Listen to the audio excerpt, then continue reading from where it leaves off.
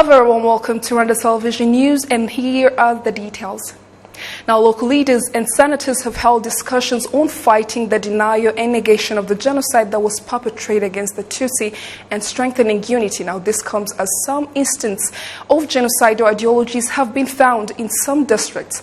Serge Norde has more on this report. The discussions were organized by the Senate Standing Committee on Foreign Affairs, Cooperation and Security and started with the 7 districts of the Eastern Province, and the mayors admitted that genocidal ideologies have been noticed in some of their districts. As for genocide negation and crimes to do with genocidal ideologies in our district of Ngoma, these things are there and clear to see. We work with all institutions represented here in fighting genocidal ideologies pertaining to the genocide that was perpetrated against Tutsi.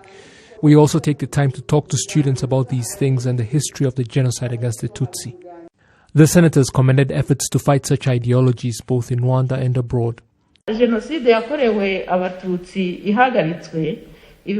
the genocide against the Tutsi was stopped, activities to deny and negate it abroad have been on the rise and are becoming more and more visible.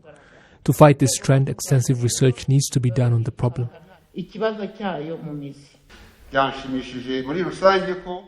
I am generally happy that concerning the problem in general, it is obvious that things are not as bad as when the genocide against the Tutsi had just ended.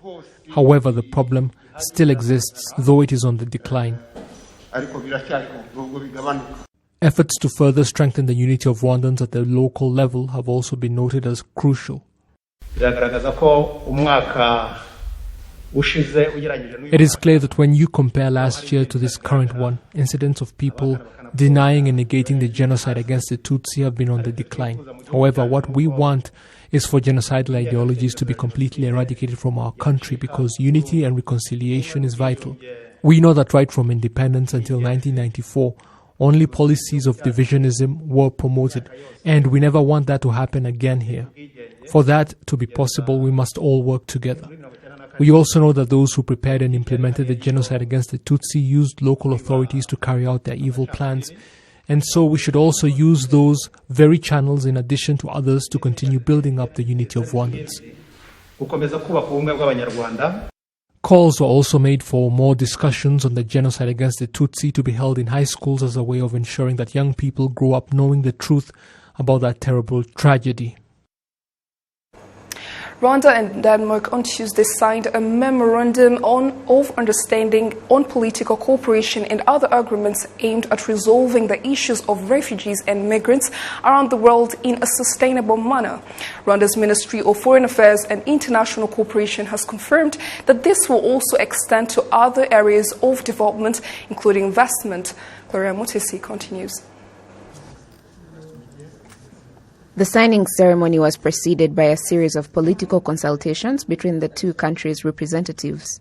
The signing of the agreement was on the Rwandan side represented by the Minister of State for the East African Community Affairs, Professor Manasseh Nshuti, as well as other officials such as the Minister in charge of Emergency Management, Marie-Solange Kayisire, and the Director General at the Rwanda Directorate General of Immigration and Emigration, Regis Kataraiha. The Danish side was represented by the Danish Minister for Development Cooperation, Honorable Flemming Moller Montesen, along with other Danish delegates, including the Minister of Immigration and Integration of Denmark, Honorable Matthias Tesfaye. Professor Manasseh Nshuti says the two agreements are aimed at providing relations and cooperation between the two countries in resolving the problems of migrants from Africa to their home countries and immigrants to Africa, including Rwanda. It concerns the issue of migration between Rwanda and, of course, other countries, and, of course, the Kingdom of Denmark. It also has an issue of political collaboration. Here we're talking about investments, we're talking about trade, we're talking about harnessing the expertise of the Danish country in terms of climate change management, the issue of technology. They are extremely advanced in technology, and we need to work with them to be able to tap into those capacities that we are developing in our country, in Rwanda. The Danish Minister for Development Cooperation, Honorable Flemming Moller, assures that the agreement will be of help to both sides to finding lasting solutions to current and future problems, both politically and in terms of immigration. To find long-lasting solutions for the challenges we have today and we have in the future. And we need a dialogue. We need to invest things. We also need to make technical consultations about what is needed and wished by Rwanda and what we think in Denmark. So this is why it's so important that we have signed the memorandums both on the political consultations but also the memorandum on asylum and migration. The event was also attended by a group of about 16 Danish leaders who came to Rwanda to learn how to deal with refugee and immigrant issues and the basic principles of cooperation in that respect. Rwanda enjoys good relations with Denmark based on the presence of embassies of both countries and the Rwandan representative in Denmark, while with the Danish representative in Rwanda is based in Nairobi, Kenya. After signing the agreement, the Danish delegates visited the Kigali Memorial Center to pay their respects to the victims of the 1994 genocide against the Tutsi buried there, and they were given explanations about the history of Rwanda before, during, and after the genocide against the Tutsi. Thank you, Gloria, for that report. Now, the chief prosecutor of the International Residue Mechanism for Criminal Tribunals has asked countries still harboring genocide suspects to extradite them back to Rwanda to face justice or put them on trial where they are for their crimes. Serge Nore continues. The call comes as justice officials in Rwanda and those at the residual mechanism meet as part of their strategy to exchange information as efforts continue to hunt down and bring to justice those suspected of crimes committed during the 1994 genocide that was perpetrated against the Tutsi. Those cases, because they are prosecuted at the national level.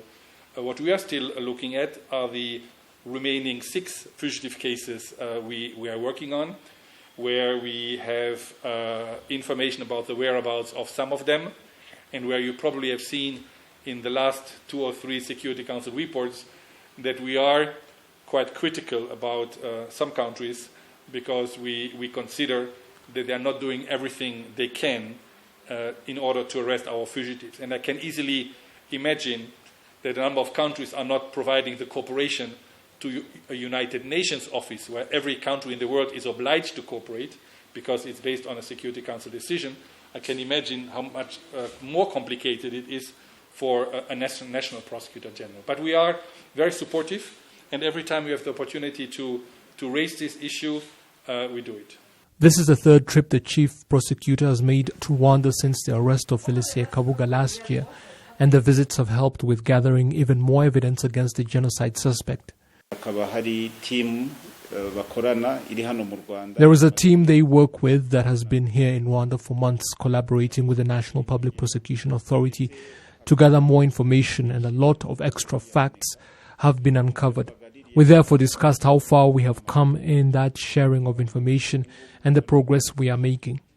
We deliberated over what they have and if it is enough. They say they have enough for their case against Kabuga, and we agree that if there is more information to be found, then we will work together in looking for it. The International Residual Mechanism for Criminal Tribunals has faced challenges in tracking down genocide suspects around the world, with some having been given citizenship in other countries and changed their identities, as well as used plastic surgery to alter their facial features, making it harder for them to be recognized.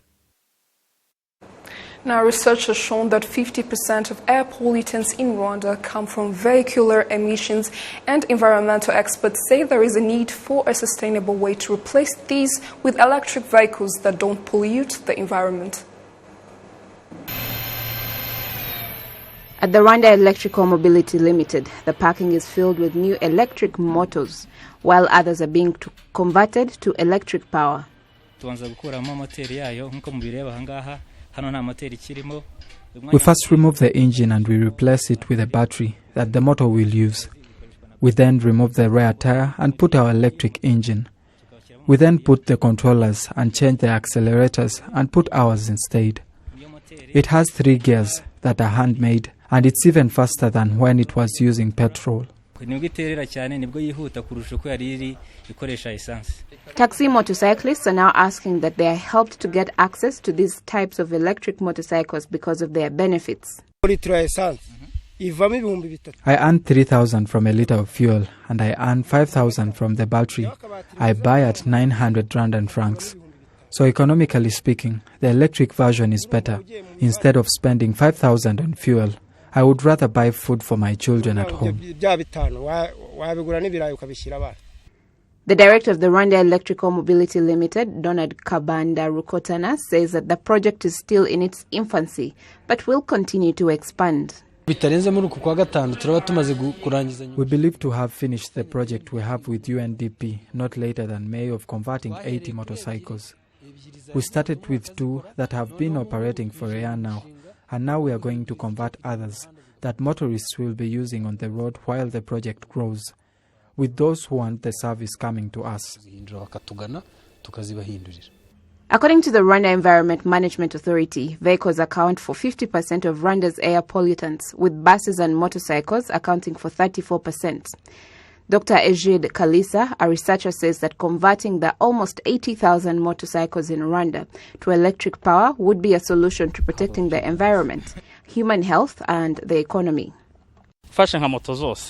If we could convert all the motorcycles in Kigali, for instance, to electric ones, it would reduce about 70,000 kilotons of air pollutants. A 20% reduction only would be very significant and could save the country $17 million that was spent on people with asthma and other respiratory diseases. The Deputy Director General of the Rwanda Environment and Management Authority, Faustin Munyazikwiye, says that Rwanda is ready to do its best to achieve its goal of reducing greenhouse gas emissions.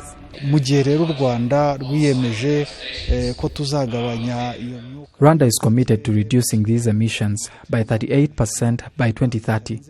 Using these electric vehicles will be one of the solutions that will help us achieve that goal.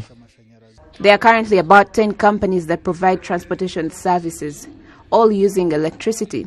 According to the director of the Global Green Growth Institute in Rwanda, there's also a need to strengthen infrastructure to increase e-mobility. If you also can encourage the private sectors to invest in this infrastructure, like charging stations, then that will really make it easy for the transition to go even more faster. The Kigali Convention Center on Tuesday hosted an e-mobility technology event with companies such as Volkswagen, Rwanda Electrical Mobility Limited, Ampersand, Gura Ride, Rwanda Adventures, Victoria Motors and Safi. Now, the newly accredited High Commissioner of Rwanda in Seychelles has noted that tourism and education are 2 areas where cooperation is expected to be developed between the 2 nations. Major General Charles Karamba presented his credentials to the President of Seychelles on Tuesday. General Karamba also observed that the 2 countries enjoy very good relations, and the High Commissioner also met with the country's Vice President, and the 2 dignitaries discussed the current situation due to the COVID-19 pandemic and its economic impact.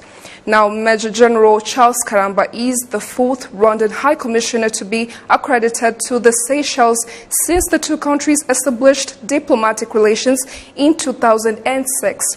The general will be based in Dar es Salaam, Tanzania. Citizens in need of services through the Irembo portal say they are tired of the poor service they get through this site, and which results in some documents not being available. However, the administration of Irembo website assures the public that improvements are being made in terms of solving these issues, and by May they shall be all resolved. Across Kigali, many people are lined up at different points where Irembo services are provided. Those who had registered for driving license exams are discouraged with the poor services provided by Irembo and complain that it's sometimes hard to get the necessary documents. I think Irembo has far too many services on one portal, hence sometimes when someone logs in one of the services, they fail to open, and also likewise on the payments, they fail too sometimes. We are requesting them to find ways that would ease the payment process. The registration process is hard. We tried to register and couldn't get our cards. We are requesting you journalists to advocate for us on this issue because we've been studying for the driving license for a long time, but registering has become a challenge. Entrepreneurs that provide Irembo services say they are unaware of the reason why the site is functioning at a slow pace and which is causing people to complain. I don't know what's causing problems in services on the Irembo site. One day they are working and the next day they aren't. Registering for police managed services is not working. As for registration for motor vehicle inspections, it only came back online recently. Land certificate services are working at a slow pace. This causes people to complain, and sometimes they are fined because they have delayed to pay their taxes due to slow network. The administration of Irembo website points out that the reason some of the services are running slowly on this site is due to the fact that they are updating it permanently, connecting the networks to some of the companies so that by May 2021, these problems will never appear again. The external affairs manager of Irembo, Jules Nhabgoba, assures the public that they will no longer face these issues again because they have also come up with a way one can apply for any service at any given time instead of a fixed day for all people to apply for a particular service. Irembo 2.0 ni urubuga rushyashya.